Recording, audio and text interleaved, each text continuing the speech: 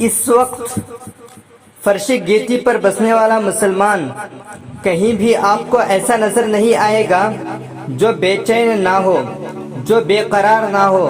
جو افسردہ نہ ہو، جو غمگین نہ ہو، جو مایوس نہ ہو، جو مظلوم نہ ہو اور حالات کا شکار نہ ہو۔ اس وقت فرش گیتی پر بسنے والا مسلمان یہ چاہتا ہے کہ اس کی یہ بے چینی دور ہو جائے، اس کی یہ بے قراری دور ہو جائے اور اس کی کھوئی ہوئی قوت اس کو واپس مل جائے۔ لیکن سوال یہ پیدا ہوتا ہے، کیا ہم سے پہلے جو مسلمان تھے، کیا ان کے پاس کامیابی تھی؟ کیا ان کے پاس کامرانی تھی؟ کیا ان کے پاس قوت تھی؟ عزیزان محترم، موجودہ دور سے پلٹ کر گزشتہ چند سالوں قبل زندگی گزارنے والے مسلمانوں کی سنہری تاریخ کا اگر آپ مطالعہ کریں تو آپ کو پتہ چلے گا اور معلوم ہوگا کہ مسلمان ہر جگہ کامیاب، ہر جگہ کامران، ہر جگہ صاحب اقتدار و صاحب قوت بھی ہوا کرتا تھا۔ بلکہ اتنا عظیم تھا ہمارا مسلمان کہ اگر جنگل میں راستہ بھول جاتا تو جنگلی جانور اس کی رہنمائی کرتے ہوئے نظر آتے۔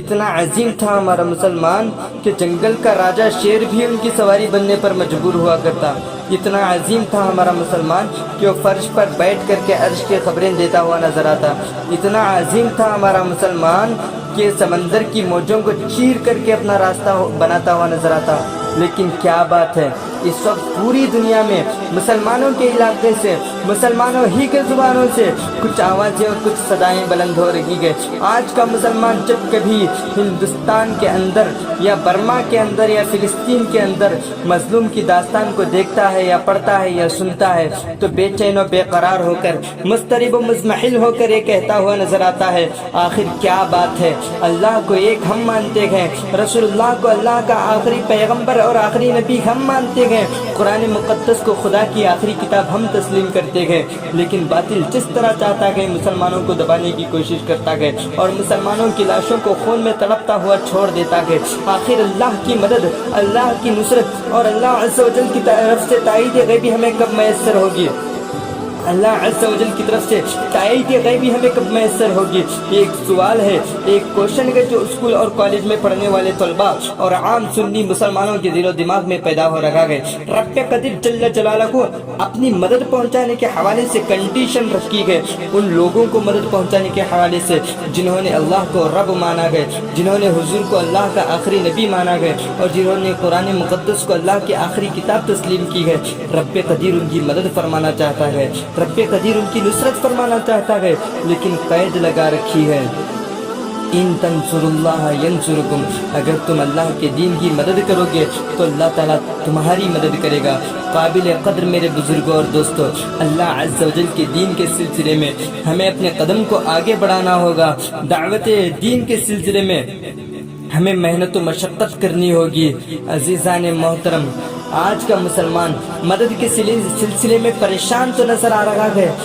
آج کا مسلمان رب کی بارگاہ میں مدد کی دعائیں تو مانگ رہا ہے، لیکن مسلمانوں کا عالم یہ ہے کہ وہ گناہوں پہ گناہ کرتے ہوئے نظر آ رہے ہیں،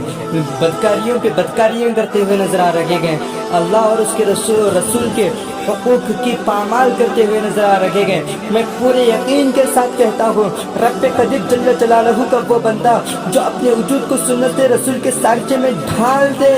اور امر بالمعروف و نہی عن المنکر کے مصداق ہو جائے، تو میں پورے یقین کے ساتھ کہتا ہوں کہ اسے مدد مانگنے کی ضرورت پیش نہیں آتی، کیونکہ خود خالق کائنات فرماتا ہے، اگر تم اللہ کے دین کی مدد کرو گے تو اللہ تعالیٰ تمہاری مدد کرے گا۔ اس لیے اے مسلمانوں، تم پکے عاشق رسول بن جاؤ، پکے عامل بالحدیث بن جاؤ، نقش قدم مصطفیٰ پر چلنے والے بن جاؤ۔ جس طرف تم جاؤ گے نصرت الہی تمہارے ساتھ شامل حال ہوگی۔ عزیزان محترم، اگر آپ عزت چاہتے ہو، اگر آپ وقار چاہتے ہو، اگر آپ کامیابی چاہتے ہو، اگر آپ کامرانی چاہتے ہو تو سنو، مصطفیٰ جان رحمت کے سچے وفادار ہو جاؤ، ان کے سچے اور پکے غلام ہو جاؤ، ان کے سنتوں کے پابند ہو جاؤ اور اپنی زندگی کو ایسی بنا لو، ایسی بنا لو، ایسی بنا لو کہ تمہاری زندگی بولے نبی نبی، تمہاری تہذیب بولے نبی نبی، تمہاری جلوت بولے نبی نبی، تمہاری خلوت بولے نبی نبی، تمہاری گفتار بولے نبی نبی، تمہاری رفتار بولے نبی نبی، تمہارا نظام بولے نبی نبی، تمہارا تمدن بولے نبی نبی، تمہارا آئین بولے نبی نبی، الغرض یہ کہ اپنی زندگی کو ایسی بنا لو، ایسی بنا لو، ایسی بنا لو کہ تمہاری زندگی کی ہر ادا بولے نبی نبی نبی، واللہ تم یہاں بھی کامیاب رہو گے اور وہاں بھی کامیاب رہو گے۔ وآخر دعوانا الحمدللہ رب العالمین۔